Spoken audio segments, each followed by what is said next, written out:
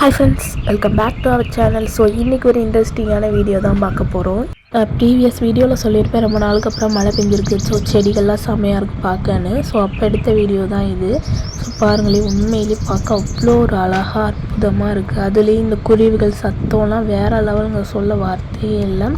அதுலேயும் இந்த purple colour சாமந்தி எனக்கு ரொம்பவே பிடிச்சிருந்தது. ரொம்ப நாளுக்கு அப்புறம் பூத்துருக்கு. அதுவும் இந்த அடிமழை பெஞ்சாதாங்க பூக்கள் எல்லாம் ரொம்ப அழகாக தித்திச்சு பூத்துருக்கும். சந்தோஷமாக இருக்குது பார்க்கும்போதே. ஸோ உங்களுக்கு இந்த மாதிரி மழை பெஞ்சு மறுநாளில் பூக்கள் பார்க்கும்போது உங்களுக்கு பிடிக்குமா என்னன்ட்டு கமெண்ட் பண்ணுங்கள்.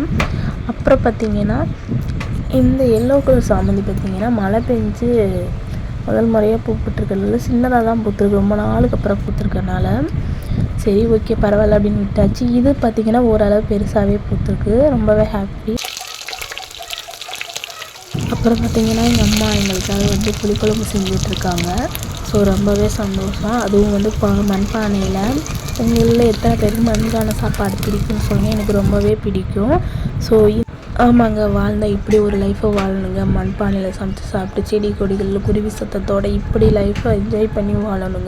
ஏன் சொல்கிறேன்னா நம்மளுக்கு எந்த நோயும் தாக்காதுங்க மண்பானையில் சமைச்சு சாப்பிடும்போது. சரி ஓகேங்க, உங்களுக்கு இந்த புளிக்குழம்பு வீடியோ வேணும்னா சொல்லுங்கள். நான் நெக்ஸ்ட் வீடியோ புளிக்குழம்பு வீடியோ அப்லோட் பண்ணுறேன். தென் இந்த வீடியோ பிடிச்சா லைக்